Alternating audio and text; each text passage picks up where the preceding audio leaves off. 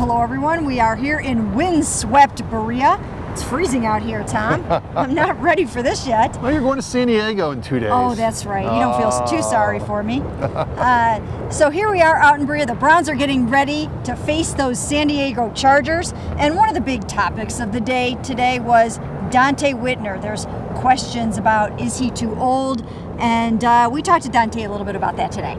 Yeah, and the bottom line was that don't write me off. I'm not too old. I'm ready to come back and prove myself. And he understands. He understands he has to play better. Yeah, I talked to Tramon Williams about it a little bit today, and he said, it's even probably a little bit more painful maybe for Donte to hear those kinds of things when it's his hometown, because he said he wants to put this team on his back and try to bring those glory days back to the Browns. So to hear those kind of things, he said maybe cuts a little deeper for Donte now that he's back in Cleveland. And you can bet that Donte will have a chip on his shoulder, and he will be playing well if we know Donte.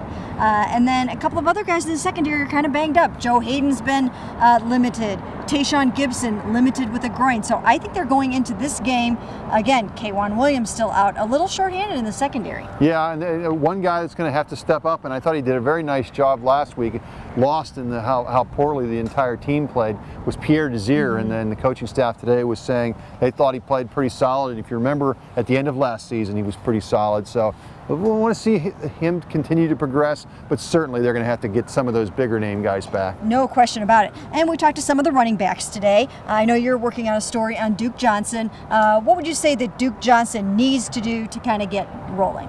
I think, we have to remember that he missed all of training camp. I just have not seen that explosion in him until one of the last plays of the game. He caught that 18-yard pass. That was the guy I remember, the little I saw of him. That's what I remember of Duke Johnson. Let's see if he can build on that last play. Now, I talked to Josh McCown just kind of briefly today a little bit about, how that hand is feeling and how he's able to grip the ball when he's got this little bit of a swollen hand. And he insists 100% he's fine. It's nothing to worry about. It's not going to impact him in the game at all.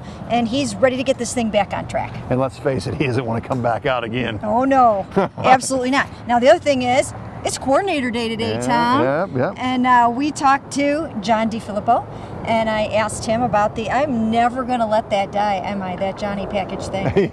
Yeah. I asked him about that today, and he said, hey, you know what? It's there. It's a possibility. Watch out, San Diego Chargers. You never know if we might use it or not. Exactly. And why not? Why not mention it every time? Because it just plant it in the back of teams' minds. If you use it, great. If you don't, you make teams spend a little practice time. And of course, we talked to Jim O'Neill, and once again, he's harping on those missed tackles. 14 in one game. They've got to learn to wrap up.